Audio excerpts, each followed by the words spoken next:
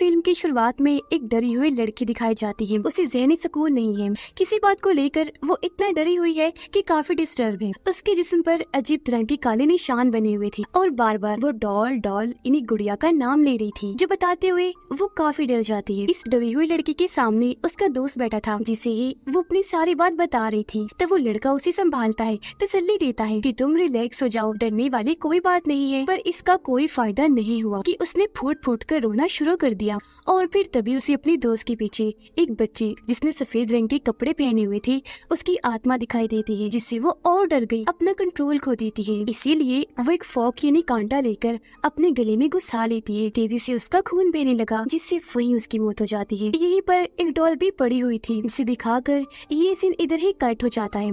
अगले सीन में हम एक फैमिली को देखते हैं जो हाल ही में एक नए टाउन में रहने के लिए आए थे और आज के दिन वो एक चर्च में एक फेस्टिवल जिसे कम्युनियन के नाम से जाना जाता है वो मनाने के लिए आई थी। जैसे कम्युनियन यहाँ पर शुरू हुआ, हम इस फैमिली की बड़ी बेटी सारा को देखते हैं, जिसके साथ उसकी मॉम बैठी हुई थी। कम्युनियन खत्म होने के बाद सभी लोग बाहर आ गए। यहाँ तभी एक घबराई हुई औरत सारा के पास आई और अपनी बेटी जिसका नाम मेरी सोल है उसके बारे में पूछने लगती है। वो बताती है कि इसी चर्च में एक कम्युनियन के बाद मेरी बेटी लापता हो गई थी, आज तक उसका पता नहीं चला, इसलिए यहाँ आकर मैं अपनी बेटी मेरी सोल के बारे में पूछने आती हूँ, इस उम्मीद के साथ कि शायद किसी ने उसको यहाँ पर देखा होगा। तभी फादर और चर्च के और लोग वहाँ पर आ जाते हैं और उस औरत को वहाँ से ले जाकर दूर कहीं भेज देते हैं। अब ये फैमिली घर आ गई जहाँ पर सारा बोर हो रही थी, इसलिए थोड़ी ही देर के बाद वो अपने दोस्त के साथ क्लब के लिए निकल जाती है। अब हालांकि उसे ये सब पसंद नहीं था, लेकिन आज यहाँ आकर उसे बहुत मजा आ रहा था। अपने दोस्त के साथ वो काफी इंजॉय करती है। यहाँ वो पहली बार नशा भी करती है ताकि उन्हें और मजा आए। अब ये नशा क्लब में एक लड़का बेच रहा था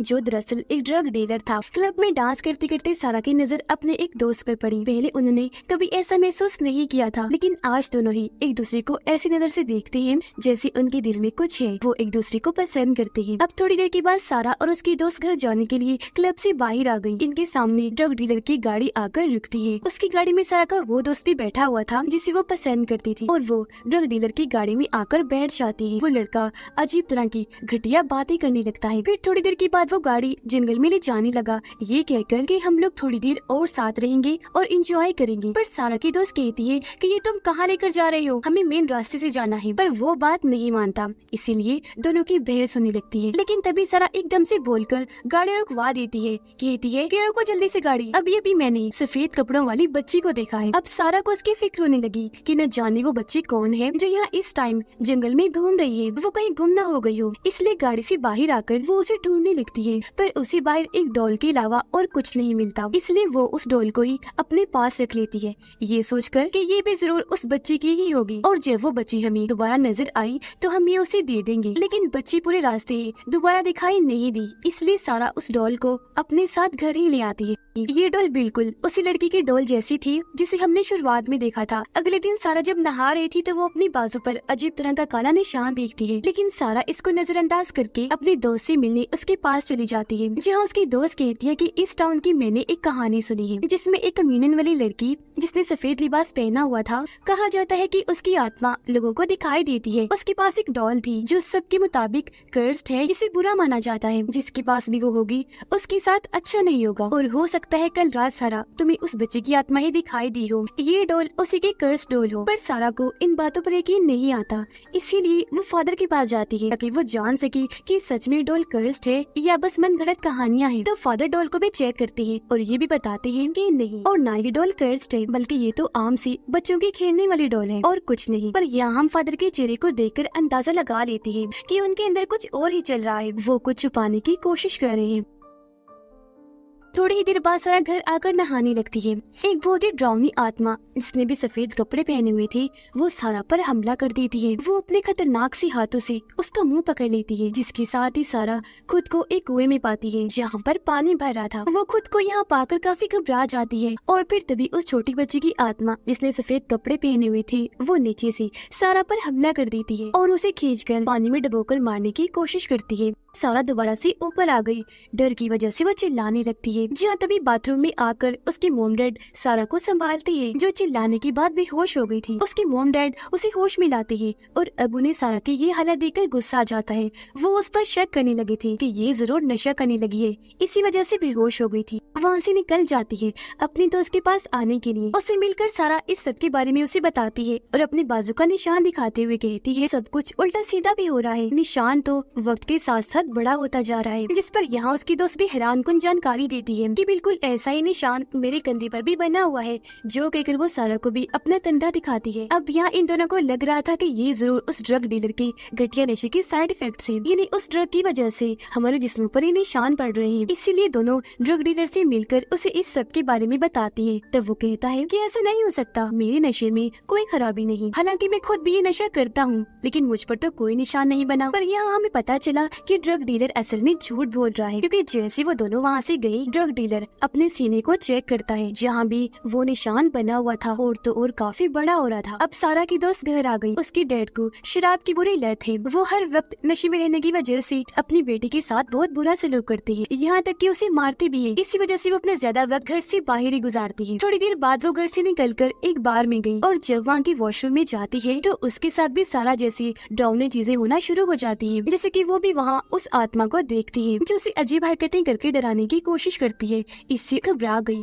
वो रोते हुए जल्दी से बाहर से भाग के बाहर आई और फोन लगाकर सब कुछ सारा को बता देती है जो अभी अभी उसके साथ हुआ। अचानक वो आत्मा आकर उसकी दोस्त पर हमला कर देती है, जिससे एकदम वो चुप हो गई। अब ये देखकर सारा समझ गई कि मेरी दोस्त मुसीबत में है, इसलिए वो जल्दी से वहाँ से निकलकर अपनी दोस्त के पास आ गई, जो भी बिल्कुल उसी तरह बेहोश पड़ी थी जैसे सारा भी हुई थी। अब यहाँ उसकी दोस्त का जिस्म पड़ा था, जबकि उसकी भी आत्मा को हम सारा की तरह कुएं में देखते हैं, जहाँ उस बच्चे की आत्मा उसे भी मारने की कोशिश कर रही थी। अब इससे पहले कि बच्चे उसे जान से मारती, सारा ठीक वक्त पर उसे होश में ले आती है, जिससे उसकी जान बच जाती है। अब ये दोनों लड़कियां काफी डर गई थी और यह ड्रग डीलर के पास जाने लगती है, क्योंकि उन्हें लग रहा था कि अब वो आत्मा उस पर भी हमला करेगी। अब ड्रग डीलर दिखाया गया, जिसे भी सच में वो आत्मा डराना शुरू कर देती है, यानी अपना खौफनाक चेहरा दिखाकर, जिससे वो इतना डर गया कि अपनी गाड़ी में बैठकर जल्दी से यहाँ से निकल जाता है। लेकिन तभी गाड़ी के अंदर भी उसकी आत्मा आ जाती है, जिससे वो इतना घबरा गया कि गाड़ी चलाने से उसका ध्यान हट जाता है। उसका इतना बुरा एक्सीडेंट हुआ कि मौके पर ही उसकी मौत हो जाती है, इसलिए काफी डरी हुई थी और रोने लगती है। उन्हें कुछ समझ नहीं आती कि क्या करें। वो अपने उसी दोस्त के पास जाती है जो सारा को पसंद करता था और उसे वो सब कुछ बता देती है जो उनके साथ हो रहा था। वो यहाँ इन्हें बताता है कि सालों पहले बिल्कुल ऐसा दो लड़कियों के साथ हुआ था जो बहनें थी। उन्हें भी ये डॉल मिली थी, जिसके बाद उन लड़कियों के साथ कुछ ऐसा हुआ कि उन्होंने अपनी जान ले ली। अब यहाँ उनका दोस्त उन्हें दो बहनों के बारे में बात कर रहा था जिन्हें हमने शुरुआत में देखा, इन्हीं वो डरी हुई लड़की और उसकी बहन। अगले ही दिन ये तीनों उस डरी हुई लड़की के दोस्त से मिलने के लिए चले जाते हैं, जहाँ वो बताता है कि हाँ उन दोनों बहनों ने खुद अपनी जान ली थी, जिसके बाद ये डॉल उनके पास से अपने आप ही गायब हो गई। यहाँ इनको ये बात भी कंफर्म हो जाती है कि सारा के पास जो डॉल है ये वही डॉल है जो उनके पास भी थी, जिसकी वजह से वो आत्मा सबके साथ ऐसा करती है। ये चारों काफी घबरा गई और फादर के पास जाते हैं, लेकिन जब ये चर्च पहुँचे तो वहाँ फादर तो नहीं थे, बल्कि इन्हें वहाँ काफी साल पहले 1998 की कम्युनियन वाली रील मिल जाती है, जिसे चलाने पर ये मैरी सोल नाम की एक बच्ची को देखते हैं जो उस वक्त कम्युनियन का हिस्सा थी और उसके हाथ में यही वाली डॉल थी, जिससे यहाँ ये बात सामने आई कि बच्ची की आत्मा असल में मैरी सोल की आत्मा है। अब यहाँ सारा को उस औरत के बारे में याद आया जो कम्युनियन वाले दिन चर्च के बाहर अपनी बेटी मैरी सोल को ढूंढते हुए आ गई थी, और मैरी सोल क्योंकि उस औरत की बेटी थी इसलिए ये तीनों अब उससे मिलने का फैसला करते हैं। पर यहाँ इन तीनों पर वो आत्मा दोबारा हमला कर देती है और इस बार वो डराने के लिए सारा के दोस्त को चुनती है, क्योंकि बस वो ही रह गया था और अब बारी उसी की थी। जिससे यहाँ हम समझ पाए कि उस रात ये चारों ही गाड़ी के अंदर थी, यानी सारा, उसके दोनों दोस्त और ड्रग डीलर और डॉल, क्योंकि चारों को ही मिली और दिखी थी इसलिए उसी वक्त ये चारों ही चुन लिए गए थे, यानी उस आत्मा की नजरों में आ गए थे। जिसके बाद आत्मा सारा और उसकी दोस्त पर हमला करके दोनों को अलग अलग कमरों में फेंक कर वहीं पर बंद कर देती है। जहाँ सारा बंद थी उस कमरे में वो फादर की लाश को देखती है, जिनके भी हाथ पर वही निशान बना हुआ था, यानी कि उन्हें इस आत्मा ने ही मारा था। वो आत्मा अब सारा के दोस्त को मारने की कोशिश करती है। यहाँ उसे बेहोश कर दिया था और उसकी आत्मा को कुएं में ले जाकर डुबोने की कोशिश कर रही थी। पर ठीक वक्त पर यहाँ वो दोनों आकर अपने दोस्त को होश में ले आती है और ऐसे उसकी जान बचा ली जाती है।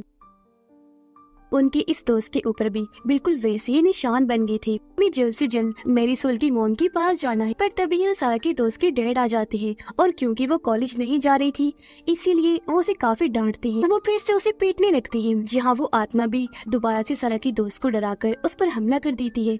पर इस बार वो खुद को बेहोश होने से तो बचा लेती है, लेकिन डर की वजह से उसने अपने डैड पर चाकू से वार कर दिया था, जिससे दुखी होकर वो काफी रोने लगी। अब सारा और उसका दोस्त मेरी सोल की मोम के पास पहुंच जाती है, मेरी सोल के बारे में पूछती है और अपना अपना वो निशान भी दिखाती है, जो देखकर वो औरत समझ जाती है कि जो कर्ज मेरी बेटी पर था वो अब इन लोगों पर भी आ चुका है। बताती है कि मेरी बेटी के जिस्म पर अचानक से इस तरह के निशान बनने लगी थी, जिस वजह से हर कोई उसे दूर भागता था और उसे प्यार नहीं करता था। वो हालांकि बच्ची थी, जो प्यार उसे चाहिए था वो उसे कभी नहीं मिला। कम्युनियन वाले दिन भी सब उसका मजाक बना रहे थे, इसलिए वो रोते हुए वहाँ से भाग गई, जिसके बाद कभी लौट कर नहीं आई। उसकी मोम रोने लगी। तब सारा उन्हें तसल्ली देती है कि आप घबराएं नहीं, अगर मुझे आपकी बेटी की आत्मा दोबारा मिली तो मैं उसे जरूर प्यार करूंगी। जो कहकर ये दोनों यहाँ से चले गए। अब इनसे मिलने सारा की दोस्त आई, जिसके बाद ये तीनों उस आत्मा की तलाश में निकल जाती है। जैसे एक वीरान जगह पर पहुँचे, बच्ची की आत्मा दोबारा से इन पर हमला करने लगी और बार बार मारने की कोशिश करती है। वो फिर सारा पर हमला करती है